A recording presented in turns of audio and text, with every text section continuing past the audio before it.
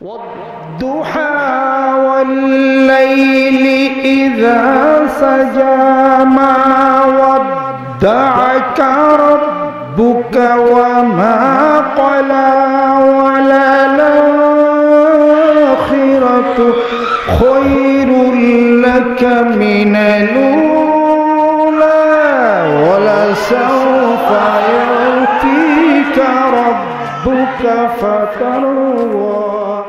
الحمد لله رب العالمين الرحمن الرحيم مالك يوم الدين إياك نعبد وإياك نستعين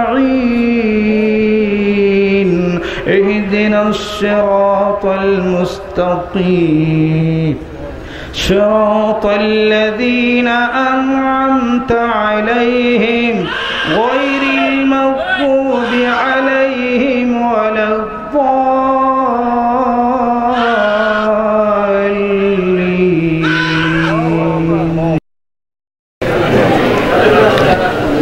نحمده ونستعينه ونستغفره ونؤمن به ونتوكل عليه ونعوذ بالله من شرور أنفسنا ومن سيئات أعمالنا من يهده الله فلا مضل له ومن يضلله فلا هادي له ونشهد أن لا إله إلا الله وحده لا شريك له ونشهد أن سيدنا ومولانا محمدا عبده ورسوله الذي أرسله بالحق بشيرا ونذيرا وداعيا إلى الله بإذنه وسراجا منيرا.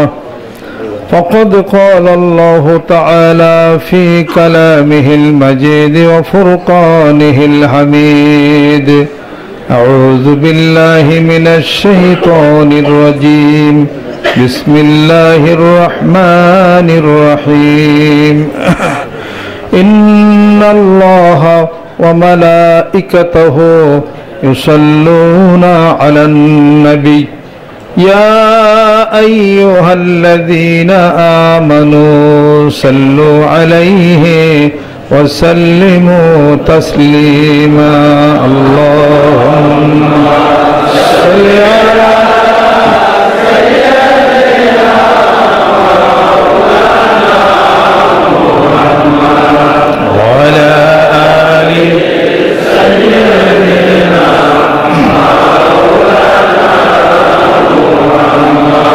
সম্মানিত সুধী দুরূদ সালাম সহি করে পড়তে হবে।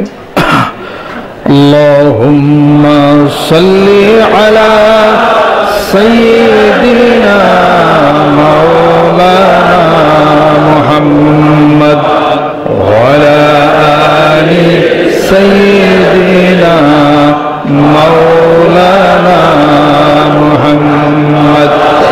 قال رسول الله صلى الله عليه وسلم الإيمان بضع وسبعون شعبة فأفضلها قول لا إله إلا الله وأدناها إماطة الأذى عن الطريق والحياء شعبة من الإيمان.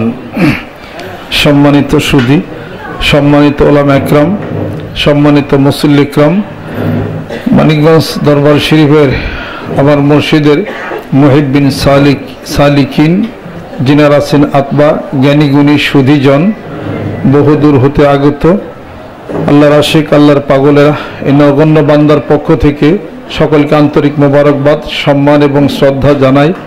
আসসালামু আলাইকুম ওয়া রাহমাতুল্লাহি ওয়া বারাকাতুহু। এই জীবনের অনেক প্রশ্ন আছে যার উত্তর নাই, এই জীবনের অনেক সমস্যা আছে যার সমাধান নাই, এই জীবনের অনেক চাওয়া আছে যার প্রাপ্তি নাই। এই পৃথিবীর বুকে আল্লাহ পাক সকল কিছুর প্রাপ্তি আল্লাহ পাক দিয়েছেন, এটা মুমিন বান্দা আমাদেরকে বিশ্বাস করতে হবে। এজন্য দোয়া আমরা করি আল্লাহর দরবারে, রব্বানা আতিনা ফিদ দুনিয়া হাসানা ওয়া ফিল আখিরাতি হাসানা ওয়া কিনা আযাবান্নার। আল্লাহ দুনিয়াতেও আমার জীবনের মঙ্গল করো, আখিরাতেও আমার জীবনের মঙ্গল করো। যে ব্যক্তি দোয়া করবে আল্লাহ পাকের কাছে মঙ্গলের, আল্লাহ পাক তাকে মঙ্গল দিবেন। প্রশ্ন, ওই জীবনে অনেক চাইলাম কিন্তু পাইলাম না কিছু, যাহা আপনি অন্তরে যা বাসনা ছিল, আমার যা বাসনা ছিল, কিছু প্রাপ্তি তো হয়েছে, ঠিক কিনা বলেন? হয়তোবা 4 আনা, হয়তোবা 6 আনা, অথবা অর্ধেক, অথবা 12 আনা, আর 4 আনা এখনো বাকি আছে। উত্তরটা এইভাবেই হবে। আল্লাহ নবী হাদিস শরীফের মধ্যে ইরশাদ করেন যে আল্লাহ পাক বলেন, আমার বান্দা যখন খাস দিলে চাবে, আমি আল্লাহ তাকে পূরণ করব।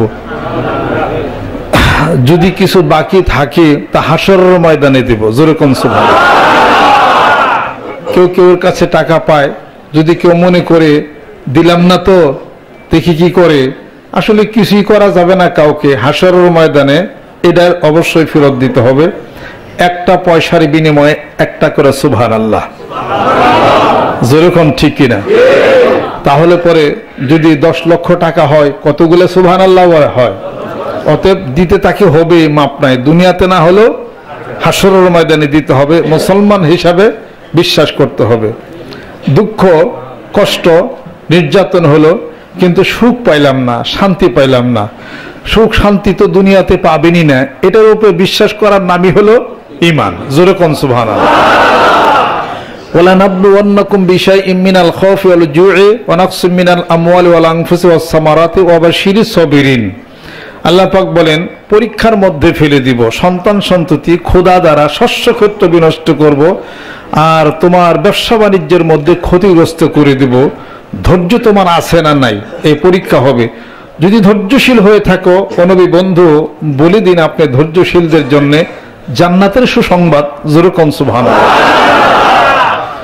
আর আমার বান্দার, আমার মুমিন বান্দা যারা আছে পৃথিবীর বুকে, তাদের জীবনে প্রথমে সুখ আসবে না, আসবেই হলো দুঃখ, আসবেই হলো দুঃখ, আসবেই হলো কষ্ট, আসবেই হলো ক্লেদ, আসবেই হলো ক্লেশ। ইরশাদ হচ্ছে কোরআনুল কারীমের মধ্যে আল্লাহ পাক ঘোষণা করেন, ইন্না মাআল উসরি ইউসরা, নিশ্চয় দুঃখের পরে সুখ আসবে। তাহলে দুঃখ আগে। জোরে কোন ঠিক কিনা? দুঃখ এরপরে হলো সুখ। এই জীবনে সুখের চিন্তা যারা করি, দুঃখকে তারা জয় করতে পারে না। দুঃখকে জয় করি, সুখ অটোমেটিক আসবে। জোরে কোন সুবহানাল্লাহ। দুঃখ জয় করার একটা মাত্র প্রথম পন্থা হলো কি, লোকটাকে নির্লোভ ব্যক্তি হইতে হবে। যে ব্যক্তির মধ্যে কোনো লোভ নাই, উনি কষ্ট ভোগ করেন না। আর যার মধ্যে লোভ আছে, তিনি এই পৃথিবীর বুকে সবচেয়ে দুঃখী ব্যক্তি তিনি। তার কারণ লোভ থাকার কারণে তিনি যন্ত্রণায় ভুগতেছেন। যন্ত্রণায় ভোগার কারণে ঘুম কম হচ্ছে, বিভিন্ন চিন্তা চেতনা, এটা হলো না, ওটা পাইলাম না, ইটা গেল কেন, অমুকের ওটা হলো কেন, আমার ওটা হলো কেন, পাইলাম না কেন, অমুকটা তমুকটা হ্যান ত্যান। এত সমস্ত লোভের চিন্তা চেতনা থাকলে লোকটার ঘুমটা কম হওয়াটাই তো স্বাভাবিক। ঠিক আছে, তাহলে দুঃখ একটা আরম্ভ হয়েছে কিরকম। তাহলে পরে যিনি নির্লোভ ব্যক্তি, উনি হলেন সবচেয়ে সুখী ব্যক্তি। তার মানে নির্লোভ ব্যক্তি, এটাই হলো প্রমাণ এই পৃথিবীর অনেক লোক তিনি পরিত্যাগ করেছেন। আর এটাকে জয় করতে পারলেই, এই লোকটাকে জয় করতে পারলেই হলো দুঃখ নামক সাগর থেকে সে উঠে গেল। কোথায় যাবে? শান্তিতে। জোরে কোন সুবহানাল্লাহ। আল্লাহ। সাদ বিন আবি ওয়াক্কাস রাদিয়াল্লাহু তাআলা, নাম শুনছেন আপনারা, যিনি আশারে মুবাশশারের মধ্যে একজন ছিলেন। তার মানে আল্লাহ পাক তাকে জান্নাতের সুসংবাদ দিয়েছেন জীবিত থাকা অবস্থায়। তিনি জান্নাতে যাবেন। মাঝে মাঝে বলি স্মরণ রাখার জন্য, অনেক নতুন বন্ধুরা আসেন, হয়তো অনেকে আমরা ঘটনাটা হয়তো নাও জানে থাকতে পারে। হযরত সাদ বিন আবি ওয়াক্কাস রাদিয়াল্লাহু তাআলা আনহু ভাতিজা, সে গেলেন চাচার বাড়িতে, যে আমার চাচা নাকি জান্নাতের সুসংবাদ পাইছেন। চাচার বাড়িতে একটু মেহমান হয়ে রাত্রিতে দেখি কি ইবাদত বন্দেগী তিনি করেন। তো ভাইস্তা যেহেতু চাচার বাড়িতে গেছে, মেহমান হয়েছেন, তা আর আরবদের আতিথেয়তার কথা তো আপনারা সকলেই জানেন, সর্বজন বিদিত। এটা আমরা পড়ছি ইউনিভার্সিটিতে, আরবি সাহিত্যের মধ্যে আমরা পড়ছি, আপনারা সকলেই জানেন। তা সাদ বিন আবি ওয়াক্কাস রাদিয়াল্লাহু তাআলার বাড়িতে আপন চাচা মেহমান হয়েছেন, আপন ভাতিজা মেহমান হয়েছেন চাচার বাড়িতে। তো রাত্রিতে ওই কাল ঘুম ধরে থাকে আর চোখ মিটমিট করে যে চাচা উঠে দিয়ে কোন ইবাদত বন্দি করে, যেহেতু উনি জান্নাতের সুসংবাদ পাইছে নিশ্চয়ই সারা রাত্রি ভরা এমন ইবাদতই করবে যেটা আমি হয়তো গ্রহণ করে নিব। কিন্তু এই ভাতিজা দেখে যে ফজর হয়ে গেল, এরপরে সারা রাত্রি ভরা খালি নাক ডাকে, খালি ঘুম পারে চাচায়, কোনো ইবাদত নাই, জিকির আজকার নাই, তাহাজ্জুদ নাই, কিছু নাই। তো সকালবেলা উঠা ভাতিজা জিজ্ঞাসা করতেছেন যে চাচা আপনার আল্লাহ পাক জান্নাতের সুসংবাদ দিল, কারণটা কি? এই আপনি তো সারা রাত্রি কোনো ইবাদত কিছুই তো করলেন না, তাহাজ্জুদও করলেন না, জিকির আজকারও করলেন না। তখন চাচা আর কিছু বলে না। এখন ভাতিজার মনে হলো যে আল্লাহ যখন জান্নাতের সুসংবাদ দিছে, আজকে রাত দেখি তাহলে ওই রাত্রে ঘুমাই সেরেছে, দেখি চাচা করি কি, ওই রাত্রে দেখা যায় নাক ডাকিয়া চাচা ওইরা তো ঘুম পারতেছে। এইভাবে ইসলামের নিয়ম হলো 3 বার, যেহেতু আরেক রাত রয়ে গেছে তো 3 বার এই রাত্রেও দেখি। ও রাত্রিতেও দেখতেছে চাচা রাত বেড়ে খালি ঘুম পারতেছে, তাহাজ্জুদও পড়ে না, জিকিরও করে না, কিছুই না। সকালবেলা যাইতেছেন যে চাচা আর থাকা পারলাম না, রাসূলের দরবারে এটার আমি জিজ্ঞাসা করবো যে কেন আমার চাচাকে জান্নাতের সুসংবাদ দেওয়া হয়েছে। চাচা ডাক দিছে, এই ভাতিজা কই যাও? কারণ রাসূলের দরবার দেখো, শোনো কি দেখছো? সারা রাত্রে খালি ঘুম পারলেন, জিকির নাই, তাহাজ্জুদ নাই, কিছু নাই, আপনি কিসের আপনি জান্নাতের সুসংবাদ দিচ্ছে? ইবাদত বন্দি করতে দেখি না কিছু। তখন চাচা বলতেছেন যে আমার তো ইবাদত কিছু নাই, আমার 2টা আমল আমি করি, আমি এইটুক খালি জানি। কি আমল? 1 নম্বর হলো আমার এই মুখের কথা দিয়ে আমি কোনো মুসলমানকে কষ্ট দিই না, আমি কাউকে কষ্ট প্রদান করি না। আর এই পৃথিবীর কোনো কিছুর লোভ আমার মধ্যে নাই, আমার মধ্যে 2টা জিনিসের লোভ আছে, একটা হলো আল্লাহর ভয় আর রাসূলের মহব্বতের প্রেমের ভালোবাসা আমার এই কলবে আছে। পৃথিবীর কোনো কিছুর চিন্তা আমার নাই। তবু ভাতিজা থামে নাই, রাসূলের দরবারে গেছে, ইয়া রাসূলুল্লাহ আমার চাচা সাদ বিন আবি ওয়াক্কাসকে জান্নাতের সুসংবাদ আল্লাহ পাক দিবেন। হ্যাঁ দিবেন।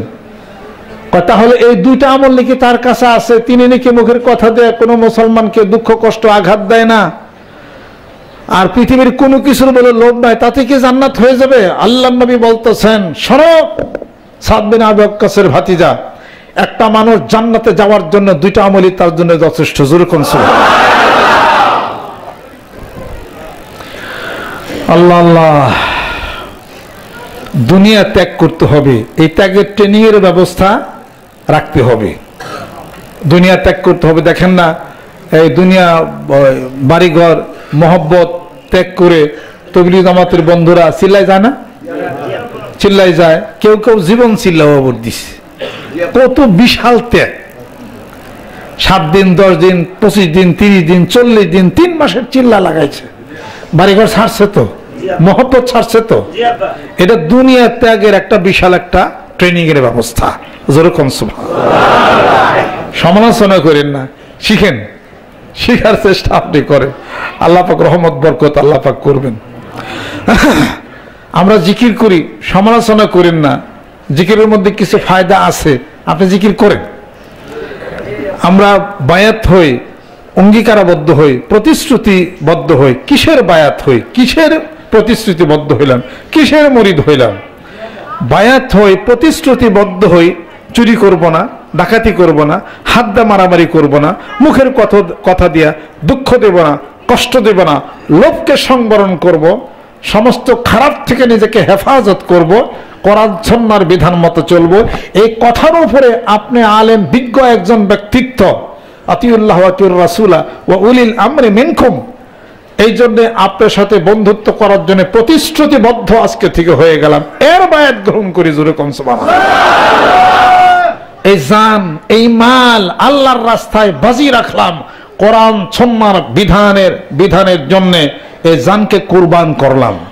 আর আমার কষ্টার্জিত টাকা পয়সা দিয়া আল্লাহর রাস্তায়, নেকের রাস্তায় শরীক হব, কৃপণ হব না।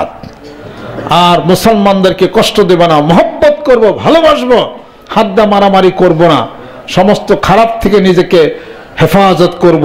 প্রয়োজন যদি হয় আল্লাহ আল্লাহর রাসূলের জন্য, কোরআনের জন্য এই জীবনের তাজা রক্ত বেরিয়ে দেব জিহাদের ময়দানে। এই সব কিছুর উপরে প্রতিশ্রুতিবদ্ধ হয়ে গেলাম, ফাবায়ানাহু আলা যালিক, এই কথার উপরে প্রতিশ্রুতিবদ্ধ হয়ে গেলাম, বায়াত পড়ে নিলাম, অঙ্গীকারবদ্ধ হলাম, শপথ বাক্য পাঠ করলাম। নারীরা মেয়েরা শপথ বাক্য পাঠ করলাম, স্বামীর অবাধ্যাচরণ করব না, স্বামীর অবর্তমানে নিজের মান সম্মানকে হেফাজত করব, স্বামীর অবর্তমানে নিজের সংসারের কোনো কিছু পিতা ভাই অপর আরেকজনের সংসারে জোলাজাতি করব না, আর হেফাজত করব, তার অবাধ্যাচরণ হব না, শ্বশুর শাশুড়ির সম্মান শ্রদ্ধা করব, যেমনে রাখে তেমনি থাকবো, হেফাজত করব তাকে এবং আমার নিজেকে। যেরকম সুবহানাল্লাহ। আর স্বামীর হুকুম ছাড়া কোনো মানুষ, কোনো ভাই, কোনো বোন, কোনো আত্মীয় স্বজন, কোনো পীর, কোনো আল্লাহর ওলি, কোনো শেখুল হাদিস, কোনো মুফাসসিরে কোরআন কারোর বাড়িতে যাব না স্বামীর হুকুম ছাড়া, যেহেতু ইসলামের জায়েজ নাই। যেরকম ঠিক কিনা? এই কথার উপরে স্ত্রী মেয়েরা প্রতিশ্রুতিবদ্ধ হয়ে যাবে, ওয়ালা ইয়াতিনা বিবুহতানিন ইফতারিনাহু বাইনা আইদিহিন্না ওয়া আরজুলিহিন্না ওয়ালা ইয়াসিনাকা ফি মারুফিন ফাবাইহুন্না ওয়াস্তাগফিরুল্লাহুন্নাল্লাহ ইন্নাল্লাহা গফুরুর রহিম। যেরকম সুবহানাল্লাহ। নিজের পেটের উৎপাদিত সন্তান, নিজের অন্য পুরুষ দ্বারা নিজের পেটের উৎপাদিত সন্তানকে মিথ্যা অপবাদ দিয়ে আপন স্বামীর নাম বলিয়া চালাইয়া দেব না, কাউকে মিথ্যা অপবাদ দেব না। এই কথার উপরে মেয়েরা প্রতিশ্রুতিবদ্ধ হয়ে যাবে, আর ওই কথার উপরে পুরুষ জাতি প্রতিশ্রুতিবদ্ধ হয়ে যাবে। এই প্রতিশ্রুতি হতেই হবে, এই বায়াত হতেই হবে, এই অঙ্গীকারবদ্ধ হতেই হবে, এই শপথ বাক্য পাঠ করতেই হবে। আর অন্যায় কাজের প্রতিরোধ গড়ে তুলতে হবে, আর অসৎ কাজের নিষেধ করতে হবে, আর সৎ কাজের আদেশ করতে হবে। তা'মুরুনা বিল মারুফি ওয়া নাহাউনা আনিল মুনকার। যুরকুন সুবহানাল্লাহ। আল্লাহ রাব্বুল আলামিন পবিত্র কালামে পাকের মধ্যে ঘোষণা করেন, লাকাদ রাদিয়াল্লাহু আনিল মুমিনিনা ইয ইউবাইউনাকা তাহতা আশ-শাজারাতি ফাআলিমা মা ফি কুলুবিহিম আনজালা সাকিনাতা আলাইহিম ওয়া আসাবাহুম ফাতান করিবা। যুরকুন সুবহানাল্লাহ। হে রাসূল, বৃক্ষের নিচে যারা আপনার হাতে হাত দেয়া বায়াত যারা গ্রহণ করেছে, যেরকম সুবহানাল্লাহ। কিসের বায়াত? অন্যায়ভাবে ওসমানকে কাফেররা শহীদ করে দিয়েছে, এই সংবাদ প্রবাহিত হয়ে গেছে। হুদাইবিয়ার সন্ধিতে ওই গাছের নিচে বসে আল্লাহ নবী সাল্লাল্লাহু আলাইহি সাল্লাম বললেন, শুধু হজ করব, চলে যাব সোনার মদিনাতুল মুনাওয়ারাতে, আমরা যুদ্ধের জন্য আসি নাই। হযরত ওসমান রাদিয়াল্লাহু তাআলা আনহুকে দিয়া সংবাদ পাঠিয়ে দিলেন। কাফেররা ওসমানকে বন্দী করে রাখলো। সংবাদ এসে গেল, যার কি চাই, কাফেররা ওসমানকে শহীদ করে দিছে। আল্লাহ নবী সাল্লাল্লাহু আলাইহি সাল্লাম গাছের নিচে বসে শপথ বাক্য পাঠ করেছিলেন, অন্যায়ভাবে ওসমান হত্যার প্রতিশোধ গ্রহণ করতে হবে। জিহাদের জন্য কোন কোন ব্যক্তি প্রস্তুত আছো? আল্লাহ বলেন, আমার কুদরত রাজি হয়ে গেছে, তাদের হাতের উপরে আমি আল্লাহর কুদরতের হাত ছিল। যেরকম সুবহানাল্লাহ। এটা হলো অন্যায় কাজের প্রতিরোধ গড়ে তোলার জিহাদের এই বায়াত গ্রহণ করেছেন। আল্লাহ নবী সাল্লাল্লাহু আলাইহি সূরা মুমতাহানার মধ্যে ফাতে মক্কার পরে যে আয়াত শরীফ নাজিল হয়ে গেছিল, এরা নারীদের তাদের ব্যক্তি চরিত্র সংশোধনের জন্য বায়াত গ্রহণ করেছিলেন। সূরা মুমতাহানা খুলে দেখেন। যেরকম সুবহানাল্লাহ। এরকম বিভিন্ন পর্যায়ে বিভিন্ন অনুষ্ঠান, হিসাব পত্র মিলে ইসলামের বায়াত হওয়া, মুরিদ হওয়া, শপথ বাক্য পাঠ করা, অঙ্গীকারবদ্ধ হওয়ার নিয়ম নীতি ইসলামের মধ্যে রয়ে গেছে। আত্মশুদ্ধির বায়াত এবং কলবকে পরিশুদ্ধ করার বায়াত, আমল আখলাক ঠিক করার বায়াত, ইসলামী হুকুমতের বায়াত, মেয়ে নারী জাতির চরিত্র সংশোধনের বায়াত, বিভিন্ন পর্যায়ে বিভিন্ন বায়াত রয়ে গেছে। যুগ যুগ ধরে পীর মাশায়েখ বুজুর্গানে দিন তাদের দরবার, তাদের মসজিদ, তাদের খানকার মাধ্যমে মানুষদেরকে ভর্তি করে দেয়া, তাদের আত্মশুদ্ধির ব্যবস্থা করার বায়াত গ্রহণ করতেছে। যেরকম সুবহানাল্লাহ। আল্লাহ পাক জানে কবুল এবং মঞ্জুর আল্লাহ পাক জানে করে নেন। আসেন বন্ধুরা, এই 25-30 বছরের বিশ্ববিদ্যালয়ের পড়াশোনার হিসাবপত্র মিলিয়া জাইনা বুঝা পীরগিরের মধ্যে আমরা নামছি। আল্লাহ এবং আল্লাহর রাসূলকে খুশি করি, কোরআন সুন্নাহর বিধান মতো চলি, এই জীবনের দুঃখকে জয় করতে পারবো, সুখের শান্তি নাই। যেরকম সুবহানাল্লাহ। বলবেন যে আপনি দুঃখ জয় করছেন কি? আমি দুঃখ কষ্টের জয় না করতে পারলে আপনাকে কই না, এরা মনে রাখতে হবে। আমি দানবীর, এই জন্য দানের কথা বলি। আমি দুঃখ কষ্টকে জয় করছি বিধায় আপনার কথা আমি বলি। আমার জীবনে যে ঘাত প্রতিঘাত আসছে, আপনাদের মতো মানুষ কোলাইতে পারবেন না আপনারা। আমি আপনাদের খেদমত আরজ করতে চাই, আসেন অন্তর বড় করেন, আসেন দিল বড় করেন, দুঃখকে জয় করেন, কষ্ট জয় করেন, তাহলে পরে ভিতরের লোভকে সংবরণ করেন। লোভ সংবরণ অর্থ কি? তবু অমুক কিছুর লোভ করি না, এটা প্রমাণ এটা না। তার মানে হাতের কাছে সুযোগ এসে যাবে, কলমের খোঁচা দিলেই 10 লাখ পাইবেন। ডেফিনিট টাকা নিয়ে আসছে, সুযোগ হাতে 100% আসছে, এই লোভকে সংবরণ করতে হবে, তবে এটার নাম হলো লোভ সংবরণ করা। এটা লোভ সংবরণ নাম এটা না যে আমি 10 তলা 20 তলা দালান করুন না, এটা নিয়ত করলাম। সুযোগ আইসা যাবে, সুযোগ হাতে নিয়ে ছাইরা দিবেন, তার নাম হলো লোভ সংবরণ করা। আল্লাহ হালাল রাস্তায় রাখো, হারাম উপায়ে 10 লক্ষ টাকা পাইতাম, আল্লাহ পরিত্যাগ করেছি। আল্লাহ হালাল রাস্তায় রাখো, সকালে রুটি বিকালে বেগুন ভর্তাতে ভাত খাইছি, তবু 5 লক্ষ টাকা নেই না, ওই হারাম আমি পরিত্যাগ করেছি। যেরকম সুবহানাল্লাহ, এর নাম হলো লোভ সংবরণ করা। মানিকগঞ্জের মুরিদ, মানিকগঞ্জ আমি পীর, আমার কাছে বায়াত মুরিদ হয়েছেন, আমি সেইভাবে যেমনি আমি মানুষ আমার মতো হওয়ার চেষ্টা করেন। আল্লাহ রসুলের মতো হইতে হবে। রসুলের পান কোন জায়গায়? আল্লাহ নবীর রসুলের কথা তো শোনেন নাই আপনি, আমি তো শুনি নাই। তার আদর্শ যারা আদর্শবান হয়েছে, ওয়া উলিল আমরি মিনকুম, তোমাদের মধ্যে যেই ব্যক্তি এই ধরনের শক্তি প্রচন্ড গতিশীল মানুষ, তোমরা তার সাথে যায় সেই জিনিসটা তোমরা শেখানো। তোমরা আমি আপনাদের খেদমত আরজ করতে চাই, আসেন বন্ধুরা, আসেন পাগলেরা, হালালের রাস্তায় চলবো ইনশাআল্লাহ তাআলা। রাজি আছেন? হাত নামান। এই পৃথিবীর সমস্ত লোককে পরিত্যাগ করব। আর এই বনের মাহফিলে, এই মাসের 10, 11, 12 তারিখের এই বনের মাহফিলে আমরা হাজির হব ইনশাআল্লাহ তাআলা। আমরা কোনো দল করি না, কিছু করি না, কোনো লীগ করি না, কোনো দল করি না। আমরা দল করি বাংলাদেশ দল, মনে আছে? আমরা বাংলাদেশ দল করি, আমরা বাঙালি, আমরা বাংলাদেশি, আমরা বাঙালি, আমরা বাংলাদেশি, আমরা বাংলাদেশের দল করি। এদেশ স্বাধীন হয়েছে, এদেশ স্বাধীন হয়েছে, স্বাধীনতাকে আমরা বিশ্বাস করি। কোন দেশের পরাধীন আমরা না, যে কোনো দেশে হোক না কেন, কোন দেশের পরাধীন আমরা না। এদেশ মুক্তিযুদ্ধ হয়েছে কেন? দেশকে স্বাধীন করার জন্য মুক্তিযুদ্ধ হয়েছে নাকি? না না না, দেশকে স্বাধীন করার জন্য মুক্তিযুদ্ধ হয়েছে, কথা ঠিক। দেশ স্বাধীন হয়েছে, আমাদের বাকশক্তি ফিরে পেয়েছি, আমাদের ভাষায় কথার অধিকার এসেছে, এবং ভবিষ্যতে যদি আমাদের দেশের প্রতি কোন ব্যক্তি যদি কালো হাত বাড়ায়, এদেশের সীমারেখা ভৌগোলিক রেখা নিয়ে কোন প্রকার অপতৎপরতার মধ্যে যদি নামে, এদেশের শিল্প সংস্কৃতির মধ্যে যদি হাত দেওয়া হয়, এদেশের বাঙালি জাতীয়তাবোধের মধ্যে যদি কোনো ব্যক্তি হাত দেওয়া হয়, আর একটা মুক্তিযুদ্ধ হতে পারে। মুক্তিযুদ্ধ শেষ হয়েছে, মুক্তিযুদ্ধের চেতনা আজও শেষ হয় নাই, বুঝতে হবে। বদরের যুদ্ধ শেষ হয়েছে, বদরের যুদ্ধের শিক্ষা চেতনা আদৌ শেষ হয় না। কারবালা শেষ হয়েছে, কিন্তু কারবালার শিক্ষা আজও শেষ হয় নাই। ইসলাম জিন্দা হতে হ্যায় হার কারবালা কে বাদ। যেরকম সুবহানাল্লাহ। আসেন আল্লাহর আশিকেরা, আসেন আল্লাহর পাগলেরা, মানিকগঞ্জ দরবার শরীফের নেতৃত্বে এদেশকে ভালোবাসি, এদেশের শান্তি শৃঙ্খলার সঙ্গে আমরা ওতপ্রোতভাবে আবার জড়িত আছি। আমরা মারামারি বুঝি না, আমরা কাটাকাটি বুঝি না, আমরা রক্তপাত বুঝি না, আমরা হানাহানি বুঝি না, আমরা বুঝি সাম্য, আমরা বুঝি উদারতা, মহত্বতা, প্রেম, শ্রদ্ধা, ভালোবাসা। চক্ষু বন্ধ করে ধ্যান খালের মাধ্যমে, আত্মশুদ্ধির মাধ্যমে বাংলার জমিনের বুকে পথ পরিবর্তন করার জন্য মানিকগঞ্জ দরবার শরীফের নেতৃত্বে বিশাল আয়োজন চলছে। জোরে জোরে কোন সুবহানাল্লাহ। আসুন এ দেশকে ভালোবাসি, সুন্দর করে গড়ে উঠাই আমাদের জীবন ব্যবস্থা কৃষ্টি কালচার সিভিলাইজেশনের মধ্যে মানিকগঞ্জ দরবার শরীফের নেতৃত্বে ইসলামী সভ্যতার কথা বলি। যেরকম সুবহানাল্লাহ। আপনাদের ক্ষেত্রে দারাজ করতে চাই, তারা ভালো যেটা তাদের মধ্যে নাই সেটা পীরদের কাছ থেকে গ্রহণ করেন। তবলিগ জামাতের বন্ধুরা বায়াত হচ্ছেন না, বায়াত হচ্ছেন না।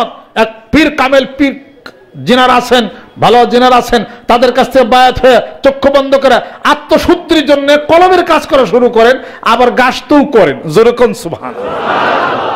আমি আপনাদের খেদমতে আজ করতে আসেন মানিকগঞ্জ দরবার শরীফের নেতৃত্বে 3 দিনের একটা সিভিলাইজাম, আমরা ওখানে সারাদিন জিকির আজকার হবে, ধ্যান হবে, খেল হবে, ইমানিকে নিয়ে ট্রেনিং হবে, শরীয়ত, তরিকত, হাকিকত, মারিফত হবে ইনশাআল্লাহ তাআলা।